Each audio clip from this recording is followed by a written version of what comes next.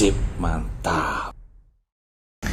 Hello guys, welcome to my channel. Gimana kabar kalian semua, sehat? Sip, mantap. Kali ini gue membahas satu kehidupan keras, atau lebih tepatnya penyiksaan ya. Penyiksaan yang sangat brutal yang terjadi di salah satu penjara yang sangat terkenal. Penjara ini bernama Guantanamo. Kem tahanan Teluk Guantanamo, atau disebut juga penjara Guantanamo ini, menempati sebagian dari pangkalan Angkatan Laut Amerika Serikat di Teluk Guantanamo yang berada di Kuba sejak tahun 2002. Padahal seperti kita tahu ya, Amerika Serikat dan Kuba itu dari dulu sampai sekarang itu selalu terlibat perang dingin gitu loh guys. Apalagi mereka juga hampir pernah terjadi perang nuklir. Tapi nggak tahu kenapa ada penjaranya Amerika Serikat di daerah Kuba. Penjara ini memfokuskan diri ya pada spesialis teroris guys.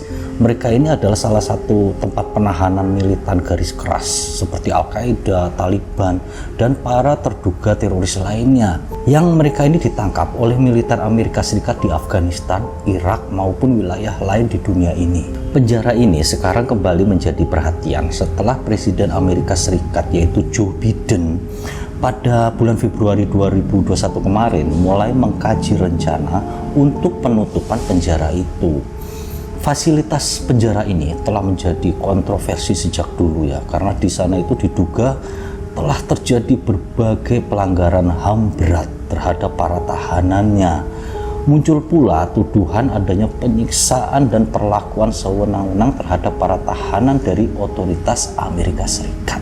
Penyiksaan tahanan itu sangat sering terjadi di Guantanamo, terlebih setelah pemerintah Amerika Serikat yang saat itu dipimpin oleh George W. Bush telah menyatakan perang terhadap Al-Qaeda usai serangan teroris pada 11 September tahun 2001 yang meluluh lantakkan tower kembar perdagangan Amerika Serikat yang ditabrak dengan pesawat. Penyiksaan sadis di penjara Guantanamo ini diungkapkan oleh salah satu dari mantan tahanan yang bernama Majid Khan. Majid Khan adalah warga negara Pakistan yang bersekolah di Maryland, Amerika Serikat. Dia ditangkap di Pakistan saat itu dan divonis bersalah pada tahun 2012 atas dakwaan konspirasi, dukungan material, pembunuhan, dan mata-mata.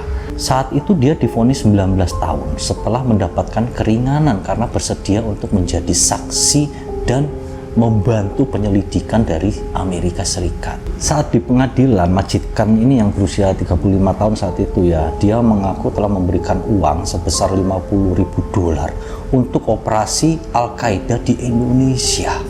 Uang itu digunakan untuk pengeboman di depan Hotel Marriott di Jakarta tahun 2003 yang saat itu menewaskan 11 orang dan melukai 80 lainnya. Khan juga mengatakan bahwa dalang dari serangan 9/11 itu bernama Khalid Sheikh Mohammed. Si Khalid Sheikh Mohammed ini juga berencana untuk meracuni pasokan air di Amerika Serikat, meledakkan pom-pom bensin di Amerika Serikat, dan dia juga bertindak sebagai mata-mata Al-Qaeda di Amerika Serikat. Majid Khan menceritakan segala detail penyiksaan yang diterimanya selama menjalani proses interogasi yang dilakukan oleh CIA. Majid Khan mengatakan bahwa petugas CIA itu menyiram kemaluannya dengan air dingin, 2 kali merekamnya dengan video dalam keadaan telanjang, dan beberapa kali menyentuh kemaluannya. Dari mulut para penginterogasi itu tercium bau alkohol. Khan juga beberapa kali diancam dengan palu, tongkat baseball, kayu, dan ikat pinggang dari kulit. Khan mengaku dia saat itu memilih untuk mati saja karena mengalami sakit yang sangat luar biasa. Dia digantung telanjang selama beberapa hari tanpa makan, hanya diberi minum, diawasi terus-menerus dan disirami air dingin ketika diinterogasi. Majid Khan masih bisa mengingat ya apa yang dikatakan oleh petugas CIA ini saat mau membawanya untuk diinterogasi. Mereka bilang, "Nak, kami akan merawatmu. Kami akan membawamu ke tempat yang tidak bisa kau bayangkan." Ngeri banget ya kata-katanya guys, simpel tapi menyeramkan. Siksaan terparah yang dialaminya itu pada bulan Mei 2003 Saat itu dia ditelanjangi dan digantung selama 3 hari. Dia hanya diturunkan pada hari pertama saja, lalu diborgol, ditutupi wajahnya dan direndam di air es. Penginterogasi ini berulang kali memasukkan kepala dari Khan ini ke dalam air hingga dia merasa hampir mati tenggelam. Petugas itu juga memasukkan air dan es dari ember ke mulut dan hidung Khan saat proses interogasi itu. Dia kemudian digantung lagi. Setiap 2 jam, 3 jam petugas itu menyirami air es ke seluruh tubuhnya, lalu menyalakan kipas angin ke arahnya. Itu dimaksudkan agar si Khan ini nggak bisa tidur guys, selama 2 hari 3 hari itu nggak tidur sama sekali. Setelah digantung ya pada hari kedua itu Khan ini mulai berhalusinasi. Dia mulai melihat ada sapi raksasa, kadal raksasa, dan binatang-binatang aneh lainnya. Penyiksaan berlanjut lagi pada bulan Juli tahun 2003. Saat itu agen CIA menutupi wajahnya dengan kantong dan menggantungkannya di tiang besi selama beberapa hari. Agen CIA itu juga menyirami mulut, hidung, dan kemaluannya dengan air es. Pernah pada satu waktu dia ditelanjangi, kemudian dipaksa duduk di atas satu kotak kayu ya. Saat itu petugas CIA ini merekam dia secara video saat diinterogasi. Setelah itu ada dokter yang datang untuk mengecek kondisinya. Majid Khan saat itu sempat meminta pertolongan dengan cara berbisik ya. Namanya dokter kan siapa tahu melihat orang sakit itu mau menolong gitu loh. Namun bukannya membantu, dokter itu malah meminta penjaga untuk menggantungnya lagi di batang besi. Lalu setelah tergantung selama 24 jam, Khan dipaksa untuk menulis pengakuan sambil kembali direkam dalam keadaan telanjang bulat. Khan juga mengaku pernah diborgol kakinya di dalam sebuah belenggu besi seperti sepatu boot yang memaksanya untuk tetap berdiri. Jadi kalau boot itu kan setinggi hampir sedengkul gitu guys. Jadi kalau dia sampai jatuh ke depan atau jatuh ke belakang itu bisa mematahkan kakinya gitu loh. Majid Khan juga mengaku pernah dipaksa makan dengan memasukkan makanan yang telah dihaluskan melalui anus.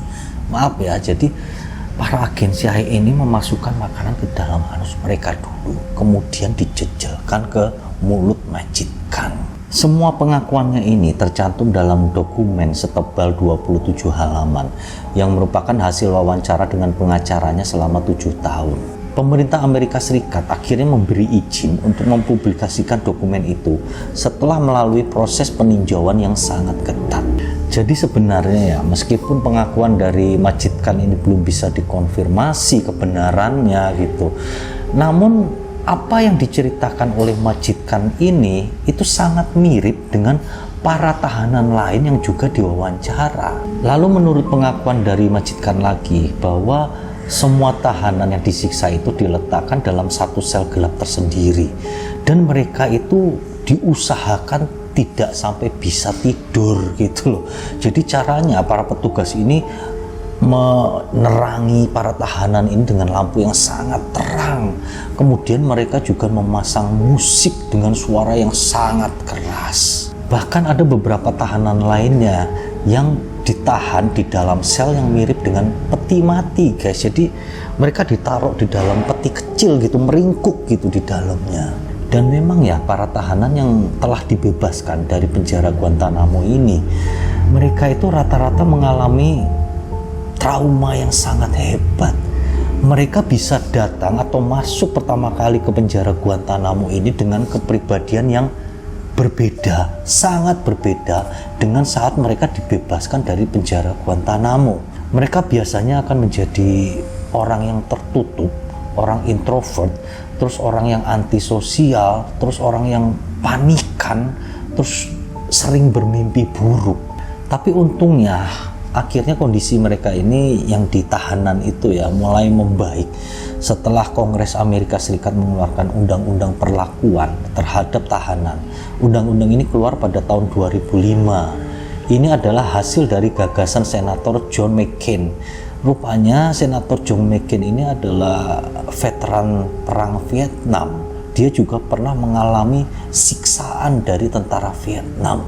Mungkin karena hal itulah yang mendorong dia akhirnya mengeluarkan undang-undang yang memperlakukan tahanan itu secara lebih manusiawi di dalam penjara. Itulah tadi ya salah satu kisah kebrutalan, kesadisan yang terjadi di penjara. Ya semoga kisah ini bisa menambah pengetahuan kita aja ya, dan dapat mengisi waktu kalian saja. Terima kasih atas perhatian kalian. Thank you and see you.